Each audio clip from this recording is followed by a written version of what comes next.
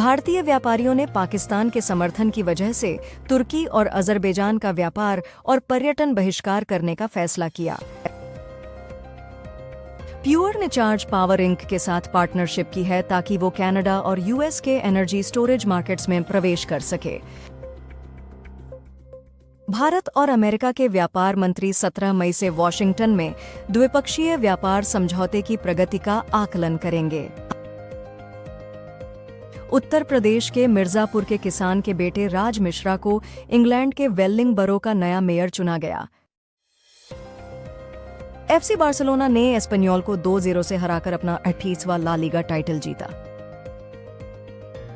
सिक्किम ने 50वां राज्यत्व दिवस मनाने के लिए गंगटोक में तिरंगा रैली आयोजित की। बोलांगीर जिले में माओवादी शिविर ध्वस्त, बड़े पैमाने पर विस्फोटक बरामद। छत्तीसगढ़ के मोहल्ला मानपुर आंबागढ़ चौकी जिले के 17 दूरदराज के गांवों में पहली बार बिजली पहुंची, जिससे 540 परिवारों को लाभ होगा। 17 साल की नीतांशी गोयल ने कांस फिल्म फेस्टिवल में अपना पहला डेब्यू किया और रेड कार्पेट पर अपने लुक से छा गया। 6 आतंकवादियों को कश्मीर में 2 अलग-अलग ऑपरेशनों में निष्क्रिय किया गया। एक ऑलिव रिडले कछुआ 51 दिनों में 1000 किमी का सफर करके ओडिशा से आंध्र प्रदेश के तट पर पहुंचा। सीएम नीतीश कुमार ने बिहार में 166 नए बसों का शुभारंभ किया, जिसमें 20 महिला विशेष वाहन शामिल हैं। मुख्य न्यायाधीश बीआर गवाई ने जस्टिस बेला त्रिवेदी को विदाई न देने पर सुप्रीम कोर्ट बार एसोसिएशन की आलोचना की। न्यू जर्सी ट्रांजिट की स्ट्राइक से 350,000 यात्रियों को फंसा दिया गया है। धमाल 4, जिसमें अजय देवगन और रितेश देशमुख हैं, ईद 2026 को रिलीज होगी। रोहित शर्मा ने वानखेड़े स्टेडियम में रोहित शर्मा स्टैंड का उद्घाटन अपने माता पिता के साथ किया। सलमान रश्दी पर हमला करने वाले आदमी हादी मात्र को न्यूयॉर्क में 25 साल की सजा मिली। अल्बानियाई पीएम एडी रामा ने इटली की पीएम जॉर्जिया मेलोनी को नमस्ते करते हुए और फ्रांस के इमैनुएल मैक्रोन को गले लगाते हुए यूरोपीय नेताओं की मेजबानी की। ओडिशा सरकार ने ट्रांसजेंडर व्यक्तियों की भलाई के लिए राज्य ट्रांसजेंडर वेलफेयर बोर्ड स्थापित किया है।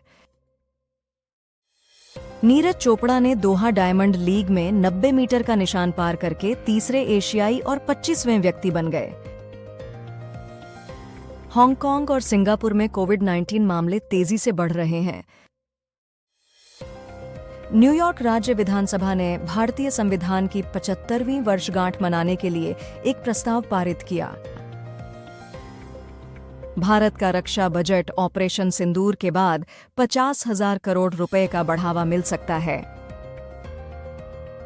शहबाज शरीफ ने भारत के साथ शांति वार्ता की मांग की। ऑपरेशन सिंदूर के बाद पाकिस्तान का रुख बदल रहा है।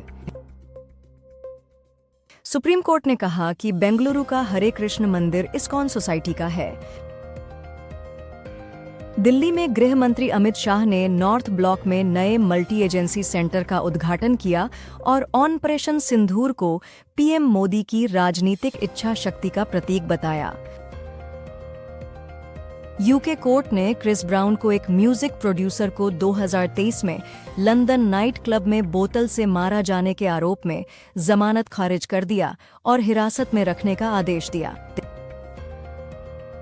भारत की राष्ट्रपति श्रीमती द्रौपदी मुर्मू ने 16 मई 2025 को विज्ञान भवन, दिल्ली में संस्कृत विद्वान जगत गुरु रामभद्राचार्य जी को 78वां ज्ञानपीठ पुरस्कार प्रदान किया।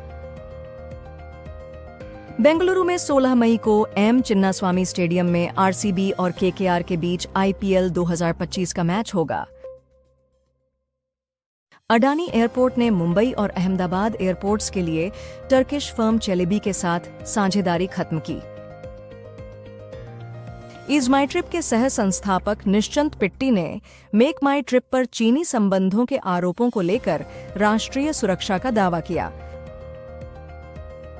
भारत की जीडीपी वृद्धि 2025 के लिए 6.3% की अनुमानित की गई है, फिर भी यह तेजी से बढ़ने वाली बड़ी अर्थव्यवस्थाओं में से एक है। रूसी विदेश मंत्री सर्गेई लावरोव ने कहा कि पश्चिम भारत और चीन को एक दूसरे के खिलाफ खड़ा कर रहा है। सिग्नेचर ग्लोबल FY26 में बिक्री बुकिंग 21.5% बढ़ाकर 12 से 500 करोड़ रुपए करने का लक्ष्य रख रहा है। विक्की कौशल के पिता ने उनके 87वें जन्मदिन पर प्यारा वीडियो शेयर किया और जोर दी झप्पी भेजी। आमिर खान ने अपनी गर्लफ्रेंड गौरी स्प्रैट के साथ अपने रिश्ते को ऑफिशियल किया और उन्हें एयरपोर्ट पर रिसीव किया। जॉर्जिया में एक महिला को मस्तिष्क मृत होने के बाद भी 3 महीने लाइफ सपोर्ट पर रखा गया ताकि गर्भस्थ ताई को जन्म दिया जा सके। परिवार का कहना है कि यह राज्य के सख्त गर्भपात कानून के तहत आवश्यक था। अमेरिका के राष्ट्रपति ट्रंप को यूएई में भव्य स्वागत मिला। रूस और यूक्रेन 3 साल में पहली बार सीधी शांति वार्ता शुक्रवार को इस्तांबुल में करेंगे, लेकिन जल्द ही कोई ठोस प्रगति की उम्मीद नहीं है।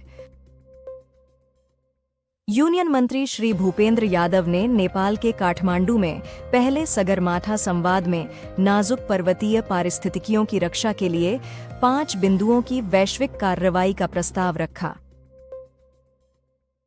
भारत की आतंकवाद के खिलाफ लड़ाई अब राष्ट्रीय रक्षा सिद्धांत का हिस्सा है, रक्षा मंत्री। सेंसेक्स और निफ्टी टेक शेयरों में मुनाफा वसूली के कारण गिरे, भारतीय एयरटेल लगभग 3% धंसे। प्रधानमंत्री नरेंद्र मोदी 24 मई को नीति आयोग की संचालन परिषद की बैठक की अध्यक्षता करेंगे। तुर्की कंपनी सेलेबी ने दिल्ली हाई कोर्ट में सुरक्षा मंजूरी रद्द करने के खिलाफ याचिका दायर की है। रेल मंत्रालय ने नई ट्रेन श्रेणियां 3E और विस्टाडोम को सुधार योजना में शामिल किया। बिहार सरकार ने गया शहर का नाम बदलकर गया जी रखने की मंजूरी दी। मौलाना आजाद राष्ट्रीय उर्दू यूनिवर्सिटी ने तुर्की के यूनुस एमरे इंस्टीट्यूट के साथ MOU रद्द किया। 4.5 मैग्नीट्यूड का भूकंप चाइना में सुबह 6:19 बजे आया, गहराई 10 किलोमीटर थी। मोदी सरकार पाकिस्तान के आतंकवाद को उजागर करने के लिए सांसदों के समूह भेजने की योजना बना रही है। मिस वर्ल्ड 2025 के प्रतियोगी 700 साल पुराने पीपल के पेड़ और AIG अस्पताल का दौरा करेंगे। कर्नाटका सरकार ने PM E-ड्राइव योजना के तहत इलेक्ट्रिक बसों के लिए केंद्रीय सरकार से मदद मांगी है। ट्रंप ने कहा कि वह जैसे ही सेट कर सकते हैं, पुतिन से मिलना चाहते हैं।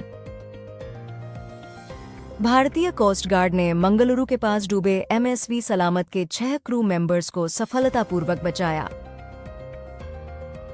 नाडा इंडिया ने युवा मामले और खेल मंत्रालय के सहयोग से नई दिल्ली में वाडा के ग्लोबल एंटी डोपिंग इंटेलिजेंस और इन्वेस्टिगेशंस नेटवर्क वर्कशॉप का आयोजन किया।